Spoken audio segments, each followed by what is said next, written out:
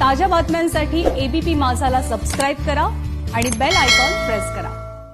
आणि आता जी दृश्य आम्ही तुमच्या समोर आणणार आहोत ती आहेत कोकणचे अश्रू सांगणारी, ती आहेत कोकणच्या मनातल्या वेदना सांगणारी, जी आतापर्यंत तुमच्यापर्यंत पोहोचल्या नसतील। कोकणच्या माणसांना आतापर्यंत फक्त स्वतः काटेरी असतो आणि आतमध्ये त्याचा फणसासारखा गर असतो असं म्हटलं जातं, पण या सगळ्याच्या पलीकडे जाणाऱ्या कोकणी माणसाचे यावेळेचे अश्रू, चक्रीवादळानंतरचे अश्रू आणि वेदना दाखवणारा आपण ही दृश्य पाहूयात। सध्या मी श्रीवर्धनच्या लगत असलेल्या मेटकर्णी गावात आहे। मेटकर्णी गाव जर आपण बघितलं तर हे पूर्ण डोंगरावर वसलेलं गाव आहे। मात्र ज्या ठिकाणी हे निसर्ग चक्रीवादळ धडकलं त्याचा तडाखा चांगलाच या गावाला बसला, कारण 200-250 घरं या डोंगरावर वसलेली आहेत आणि या ठिकाणी वसलेले प्रत्येक घराची जर आपण अवस्था बघितली तर अनेकांचे पत्र उडालेत, अनेकांचे कौलारू घराचं वरचे छत उडालेलं आहे, तर काही ठिकाणी भिंती सुद्धा कोसळलेल्या आपल्याला पाहायला मिळतात। आणि ही अवस्था जर आपण ह्या 2-3 घरांची पाहिली तर आणखी जर आपण आतमध्ये जर गेलो तर पूर्ण बघितलं, आपण खाली बघा, खाली सुद्धा अनेक ठिकाणी हे जे कौलारू घराचे जे छत आहे ते पडलेलं आपल्याला या ठिकाणी पाहायला मिळते। आणि जे हे लोक आहेत यांना आता स्थलांतरित करण्यात आलेलं आहे। सरकारी रुग्णालय जे जवळचं आहे त्या ठिकाणी ते राहत आहेत। आणि या घराची अवस्था आपण बघा, या घराची अवस्था, हे घर आपण बघितलं सगळं सामान असंच्या असं आहे। आणि या ठिकाणी हे पूर्ण जे वरचं छत आहे ते छत पूर्णपणे उडून गेलं, कारण इतका जोराचा, इतक्या तीव्रतेने हा वारा होता, त्याचा वेग ताशी 100-120 किलोमीटर/आवर होता। आणि त्यामध्ये हे पूर्ण नुकसान या ठिकाणी झालेलं आहे। बघा हे घर पण बघा, या घराच्या वरचं छत पूर्णपणे उडून गेलं। आणि या ठिकाणचे काही स्थानिक आहेत। ताई मला सांगा किती नुकसान झालं? तुमचं घर कुठे? वरती आहे माझं घर।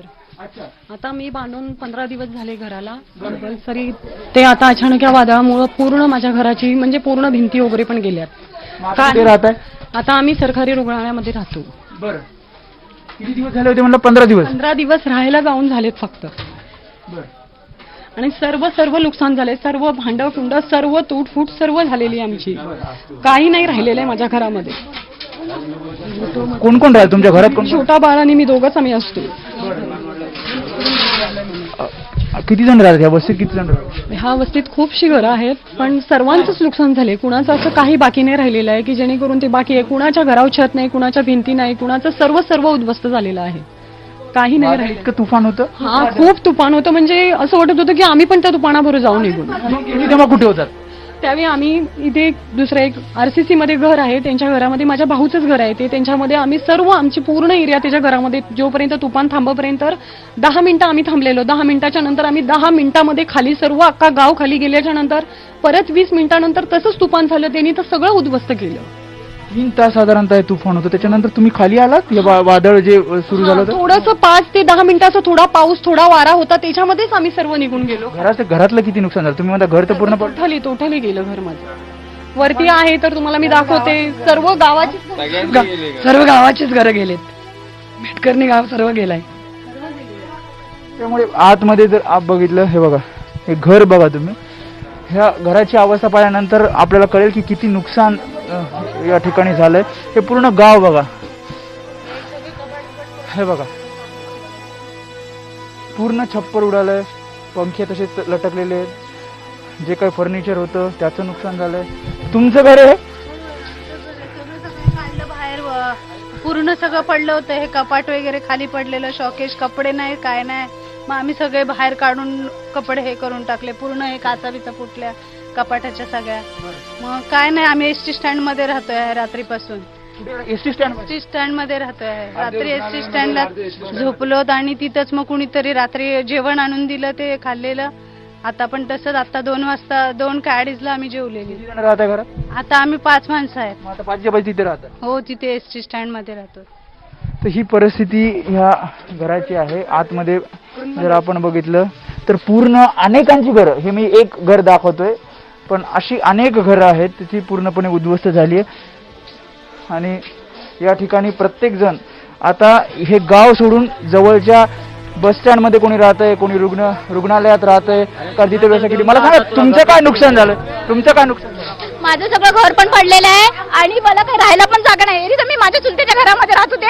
मला तर कोणाचा सारा नाही, नवऱ्याचं नाही ना कोणाचंच नाही. मग मी किती जण राहतात तुम्ही? 2 मुलं आहेत माझी, आई वडील आहेत म्हातारे. मी कोणाच्या जीवावर जगणार आहे. माझं घर बघायला चला, म्हणून तर मी सांगते तुम्हाला माझं घर बघायला चला.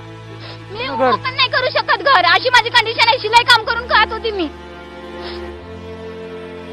इकडे राहते मी आता याच्यामध्ये राहते सरकारी हॉस्पिटलमध्ये. रात्री त्यांनी मला सांगितलं सरकारी हॉस्पिटलमध्ये जाऊन राहा तुम्ही. आणि आम्ही रात्रीपासून राहिलो, सकाळी जेवण नाही, सकाळपासून चहा पण नाही पिलोय आम्ही, पाणी पण नाहीये तिथं. मग 2 मुलं कशी राहणार? मी उपाशी राहीन, 10 दिवस उपाशी राहीन, माझी मुलं कशी उपाशी राहतील? ही अशी परिस्थिती आहे. पूर्ण गाव जवळपास 70-80% जे डोंगरालगतचे जे घर आहे ते उद्ध्वस्त झाले. आणि 4 महिने झाले लॉकडाऊन होतं. 4 महिन्यामध्ये एक तर आम्हाला काम पण नव्हतं. 4 महिन्यामध्ये आम्ही घरात बसून काहीच खाल्लं नाहीये. काय खाणार? सगळं बंद आहे 4 महिन्यामध्ये. त्याच्यामध्ये हे दुसरं दुष्काळ येऊन पडलंय आमच्यावर, दुसरं संकट पडलंय की आम्ही आता इथं येऊन पण उभे नाही राहू शकत. आमची घरं बघून आम्हाला अक्षरशः चालता पण येत नाहीये. एवढी सगळे रस्त्याला पत्र मित्र पडलेली आहेत. कशी राहणार आहेत आम्ही? आणि कुठून येणार आहेत आम्ही? अन्नधान्य बनवायला तरी कुठून येणार आहे की ते बोलतात धान्य देऊ? कशावर खाणार आम्ही बनवून तरी धान्य? त्याच्यामुळे मी बोलली चला माझ्या घरी चला पहिले तुम्ही.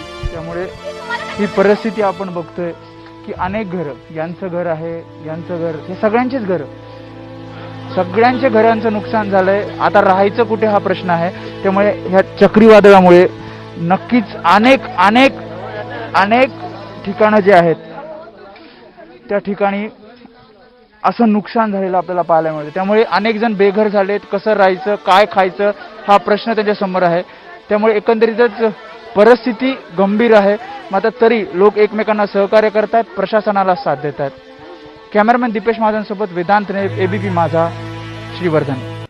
तर अशी ही स्थिती आहे कोकणामध्ये. आणि तरी आमच्या प्रतिनिधींनी वेदांतानं फक्त काहीच घरांना दाखवण्याला त्याला शक्य होतं. शेवटी तो कुठे कुठे फिरणार. मात्र आपण कल्पना करू शकतो अशी काही लाख घरं, मगाशी आपण बातमी बघितली, अशी काही लाख घरं आहेत कोकणामध्ये ज्यांचं नुकसान झालेलं आहे, जिथे बायका बाळांना आता पुढचे काही दिवस घालवायचे आहेत. पाऊस सुरू झालेला आहे. आपल्याला कल्पना आहे पावसाचा मोठ्या प्रमाणात वर्षाव हा कोकणावरती होतो आणि अशा काळात त्यांना मोडलेल्या संसारासह तिथे दिवस काढायचे.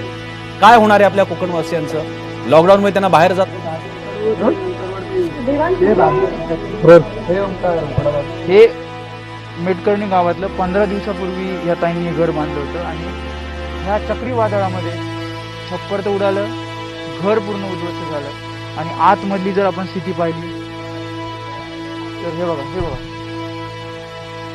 ही स्थिती आहे. या दृश्यांमधनं दिसतंय किती भयंकर हे वादळ होतं आणि किती जणांचं नुकसान या चक्रीवादळामध्ये झालं. पूर्ण हा पट्टा, श्रीवर्धनचा जो पट्टा आहे, श्रीवर्धनच्या लगतची जी गाव आहेत, सगळीकडे अशी स्थिती बघा.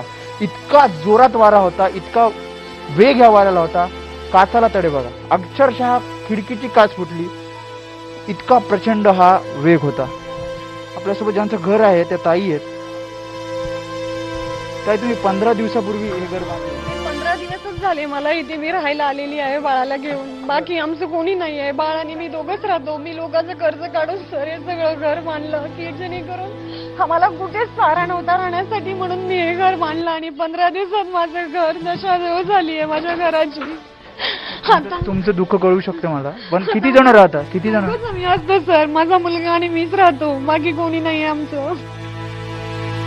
मी लोकांचं कर्ज काढून हे घर उभं केलं की मला एक सहारा होईल म्हणून. पण माझं रडू नका, तुमचं दुःख कळते मला. पण मला सांगा, जेव्हा हे वारं आलं, हे वादळ आलं, तेव्हा कसं तुम्ही? नाही सर, ज्यावेळी वारा आला त्यावेळी मी इथेच होती. फक्त सकाळचं वाऱ्याचं वातावरण वाटत होतं म्हणून मी माझ्या बाळाला तिकडे नेऊन खाली सोडलं होतं. आणि ज्यावेळी पहिलंच वारा आला त्यावेळी माझ्या घराचे 3 पत्रे उडाल्यावर मी दरवाजे खिडक्या उघडे टाकून स्वतःहून वादळातनं धाव मारून खाली गेली. कोणी राहिलं तुमचं अजून? नाही, इथे शेजारी लोक होती, पण ती पण सर्वच वादळाचं तुफान आल्याबरोबर सर्व लोक धावून गेली. कोणी कुठे नव्हतं, काही झालंय मला माहित नाही. नंतर 2-3 तासानंतर वादळ थांबल्याच्या नंतर मी बघितलं तर माझं पुरं घर उद्ध्वस्त झालं होतं. दुःख कळतंय ताई तुमचं. पण मला सांगा, आता कुठे राहताय तुम्ही? आता मी इथे खाली स्टँडला राहते. काय नाही, काय म्हणता? आम्ही आता सध्याच्या स्थितीमध्ये एसटी स्टँडला राहतोय. आम्हाला अन्नधान्य सर्व जे मोठे मोठे व्यापारी लोक आहेत ते आम्हाला आता सध्याच्या स्थितीत पुरवत आहेत. त्यामुळे आम्ही त्यांच्या सहाऱ्यावरती जीवन जगतोय. कालपासून आमची ही अवस्था झाल्यामुळे आमच्या पोटामध्ये अन्नाचा काही कण नव्हता. म्हणजे सरकार मदत करेल ना तुम्हाला? सरकारकडे मागणी करणार ना? काय सरकार आता काय देत आहे सर, काही माहित नाहीये. कालपासून आमच्या पोटात अन्न पण नाहीये. आम्हाला काय सर सांगितलेलं होतं की तुम्हाला जेवण वगैरे येईल, ते पण आम्हाला काही नाही आलेलं आहे अजून. आणि हे सगळं लोकांचे कर्ज काढून मी बांधलं, पण ते लोकांचे कर्ज आणि आता बांधण्याची पण परिस्थिती नाही आहे. माझ्याबरोबर कोणी बाप्या माणूस नाही राहत, मी एकटी माझ्या बाळाला घेऊन राहते.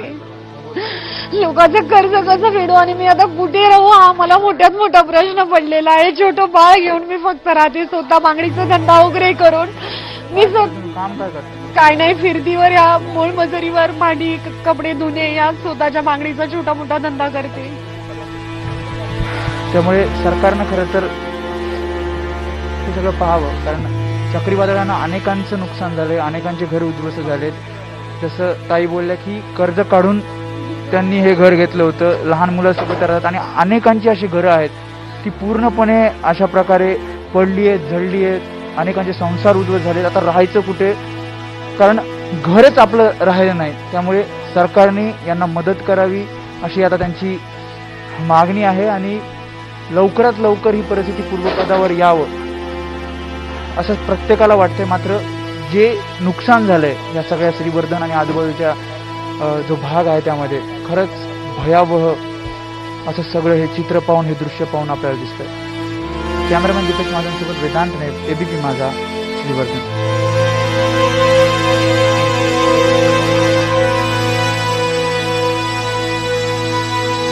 वेदांत नेव या आमच्या प्रतिनिधीनं जी या ताईंची व्यथा आपल्या सगळ्यांसमोर आणलेली आहे, हीच व्यथा संपूर्ण कोकणवासियांची आहे. पण केव्हा आपण या ताईंच्या मागे उभं राहू शकतो आणि एबीपी माझाचा हा प्रयत्न आहे. एबीपी माझाचं हे आपल्या सगळ्यांना आवाहन आहे की आपण या ताईंच्या मागे उभं राहावं. त्यांचं नुकतंच त्यांनी हौसेनं तयार केलेलं, स्थापलेलं हे घर या वादळानं हिरावून नेलेलं आहे त्यांच्यापासून. त्यांच्यावरती आता राहायचं कुठे, हा प्रश्नाचा मोठं काहूर त्यांच्या मनात आहे. याच्यापासून आपण त्यांना दिलासा देऊ शकतो. महाराष्ट्र एकत्र आला तर ही शक्ती उभी राहू शकते. या एक घराला वाचवण्यासाठी का होईना आपण किमान पुढे यावं. आपली ही फुल ना फुलाची पाकळीची मदत त्यांच्यासाठी मात्र संपूर्ण घर उभी करणारी ठरेल. आणि त्यासाठी एबीपी माझाचं साऱ्या महाराष्ट्राला आवाहन आहे की त्यांनी या ताईंच्या मदतीसाठी पुढाकार घ्यावा. गाडी थांबवली का नाही थांबल्या त्या? अजून काही का नाही थांबल्या? आम्ही पण माझं पण इलेक्शन इथलं मी पण त्यांना वोटिंग करते का तर ती माझ्यासाठी बहिणीसाठी सारखी आहे ना, मग मी पण बहिणीसाठी तिला मतदान करते ना. ते साफ करून पण राहणार कशी आहे मी? उद्या ह्या भिंती पडणार आहे, तिला पडल्या कशी राहणार आहे?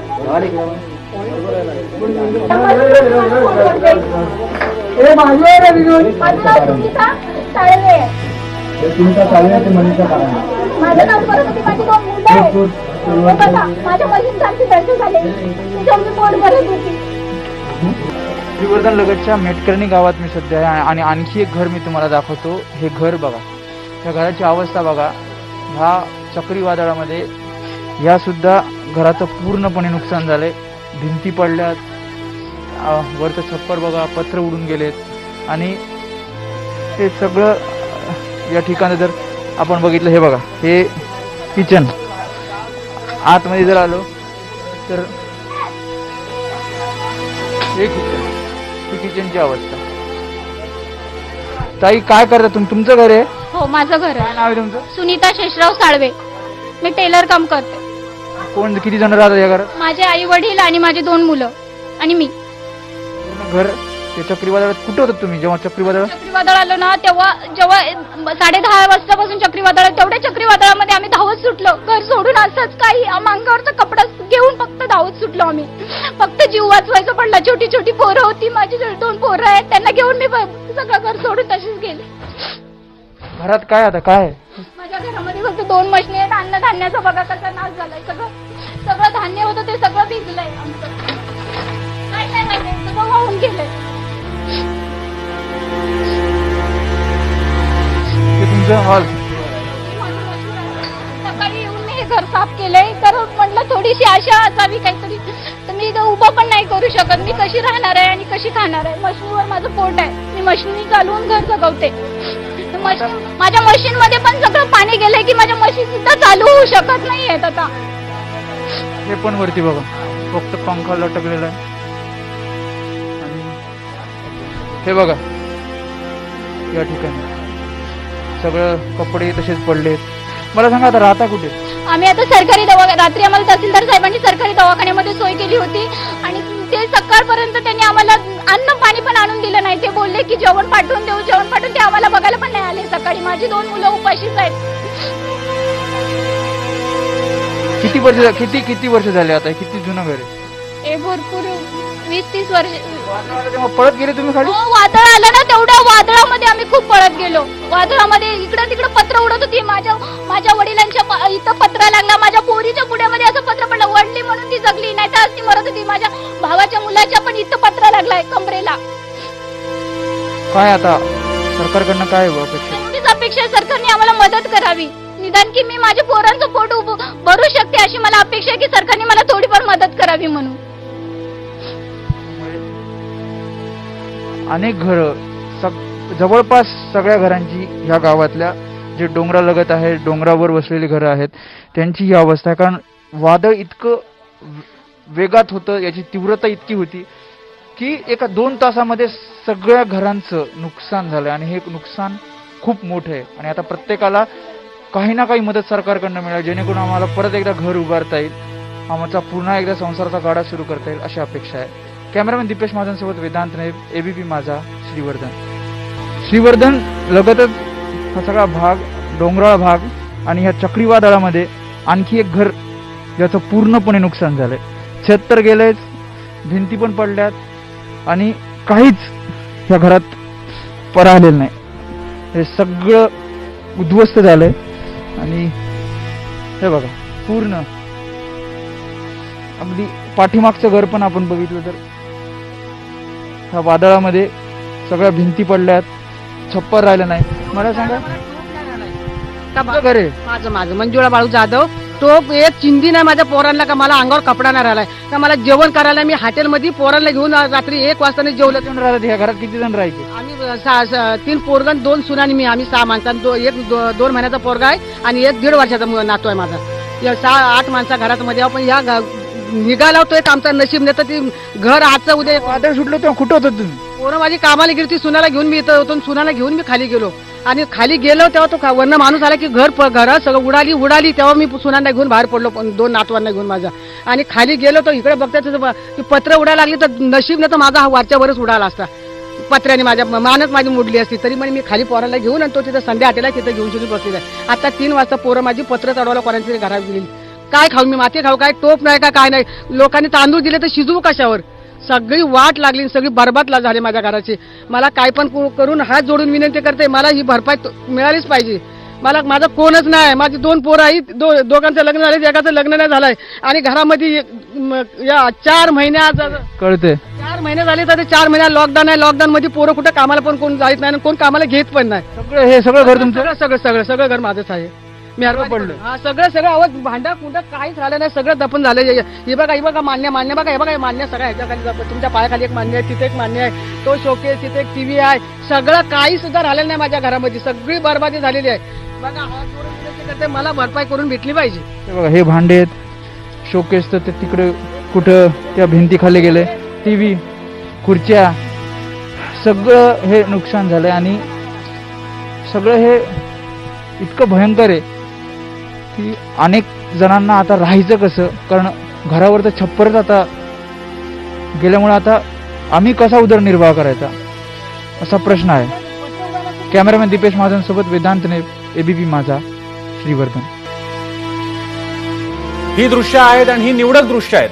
एबीपी माझा नाही तुमच्यापर्यंत पोहोचवलेली निवडक दृश्य आहेत. अशी दृश्य रायगड पासून रत्नागिरीपर्यंतच्या अनेक गावांमध्ये असतील. आम्हाला कल्पना आहे, आम्ही सगळ्यांपर्यंत पोहोचू शकलेलो नाहीयेत. मात्र ज्यांच्यापर्यंत पोहोचू शकलो, ज्यांच्या वेदना मांडू शकलो, त्या वेदना प्रातिनिधिक आहेत, त्या कोकणी माणसाच्या वेदना आहेत.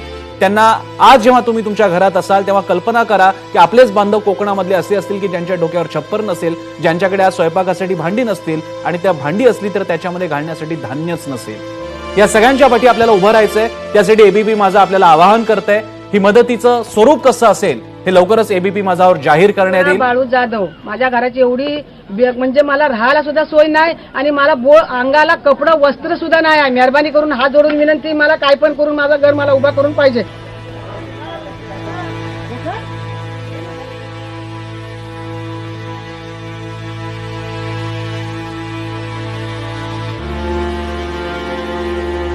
कोकणाच्या या वेदनेमध्ये कोकणाच्या महाराष्ट्रासह एबीपी माझा उभा आहे, एवढ्या भावना, सद्भावना आणि हा विश्वास आपण किमान कोकणवासियांना देऊ शकतो.